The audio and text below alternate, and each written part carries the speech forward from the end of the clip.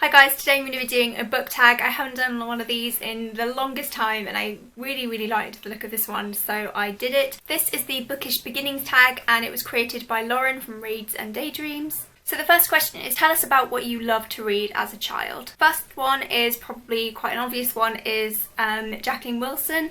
I absolutely adored her stories. She had a way of making children aware of bigger issues in life. She wrote so many good books that dealt with different things. Books like Tracy Beaker, which dealt with adoption and care home, The Suitcase Kid, which was divorce, Lola Rose, which was kind of abusive parent, The Illustrated Mum, which was about depression.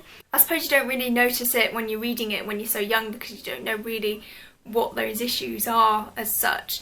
But it's great to be introduced to them as young people. She had a really good way of writing. The illustrations in the books were always fantastic, so I really liked reading her books. I also enjoyed Roald Dahl, as everybody did, my favourite being probably The Witches or The Twits, or George's Marvellous Medicine. That was always a favourite. I dreamt many a time of blowing up my grandma, I must admit. Dick King-Smith, Horrible Histories. I still watch Horrible Histories occasionally if I see it's on and I have nothing to do. It's such a fantastic programme and a fantastic set of books for kids. I also read Enid Blyton and a bunch of kind of historical diaries. So for example, this is called Voyage on the Great Titanic and it's the fictional diary of a girl named Margaret, and it was written in 1912, and there's so many of these around. They're all kind of written by fictional women. I want to say women, they're kind of teenager type age, but there's Titanic, there's one set during the plague, there's one set during the war, one set during the Tudor times. There's so many and I really enjoyed these. It was kind of my first delve into historical fiction as a kid, and I really loved them. Question number 2 is, what was the first adult fiction you tried to read? And I honestly can't remember this really, mainly because I was reading adult fiction from when I was fairly young. I was kind of reading stuff like The Hobbit by the time I was kind of 7 years old, so I suppose is The Hobbit a children's book or is it an adult book? I don't know what it's classed as. I think it's classed as a children's book. So I can't really remember. I remember loving a book called Chinese Cinderella in primary school, but again I don't know if that's YA or if that's adult fiction. Question number 3 was, what was the first classic book that you read?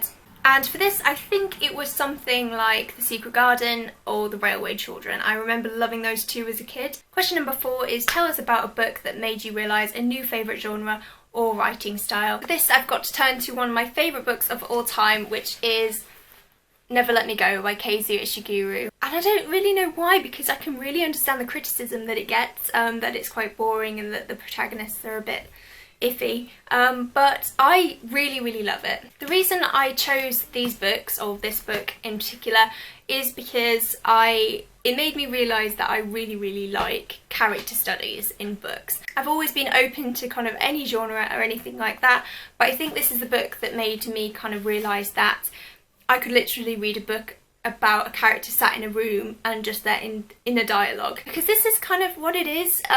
There's not much plot to this book, which I think is why it gets some criticism, but it is much more about the relationship of these 3 characters, and I think that's this is definitely the book that inspired me to look for more books like this. Question number 5 was, what was the first literary prize winner you read? To be honest, I have absolutely no idea for this one because I don't pick books based on their kind of literary awards or anything like that. I do pay attention to kind of the Man Booker Prize and things like that, but to be honest, I don't pick them because of that, so it's never really a great concern for me. But I know that one I read quite recently for university was Disgraced by J.M. Coetzee, I think, which won the Man Booker Prize in 1999. Oh, and a Nobel Prize for Literature in 2003. So this is quite a new one. I don't know if this is the first one I ever read, but I know this is one that I have read that's won awards. Question number 6 is, what was the first piece of translated fiction you ever read? Again, I can't really remember first, but I know for certain that I have read Therese Requois, or whatever it is, by I really can't pronounce names, by Emile Zola, and this is translated from French into English. I really enjoyed this when I read it a few years ago. Obviously Icelandic, because I am obsessed with Iceland and all kind of things Scandinavian and things like that. So this was translated from Icelandic. This is the Poetic Edda.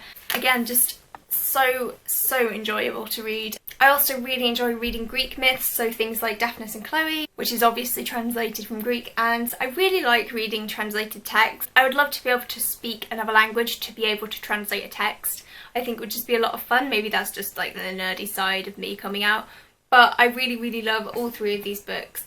Any kind of translated text that you have read that you think I would enjoy, please leave below. The final question is, tell us why you started BookTube and what it was like to film and upload your first video. Like most people, I had watched BookTube videos for quite a while before I finally decided to get around to making one myself. I used to film over there. You can't actually see where it is, because I didn't have a tripod well, I did have a tripod, but I could never be asked to use it. So I just used to prop my camera on my bedside table and use that, because my bookshelves were behind me, but I didn't think about lighting. So the window's obviously like behind you, because it's here, and I used to film in a little corner over there, so the lighting was often really bad, which I suppose is the mistakes you make when you first start making videos. I can remember thinking you had to be quite funny and just make quite original videos, and I suppose you still do to a certain degree, but you're just a lot more honest now. I suppose when you put yourself out there for the very first time, you don't have as many kind of friends in the community, so you are putting yourself out there. So I guess I felt like I had to be really funny in my first couple of videos. It's really not like that. Like, people will watch you because you have a good personality and you're honest and things like that. I didn't particularly feel nervous about posting a YouTube video because I didn't think anyone would watch it, and I know that's what everybody says, but it's so true. You don't think when you upload your first video that you're going to have thousands of subscribers watching you every week, but it was lovely. And to be honest, the first video I uploaded, I got so many lovely comments of people welcoming me to the community and just saying I really like your first video and just recommending me stuff to read. And I knew kind of from that very first video I uploaded that this is what I wanted to do. I'm so glad I did it, because I ended up meeting so many lovely people through it. It's such a fantastic community to be a part of. I'm really glad I joined, and hopefully my channel will just keep getting better as the years go on, the wrinkles start appearing on my face. So that's the Bookish Beginnings tag. I hope you guys enjoyed it. I'm sorry if I rambled for quite a bit. I will leave some people that I tagged down in the description box below. Thank you so much for watching, and I will see you in my next video. Bye!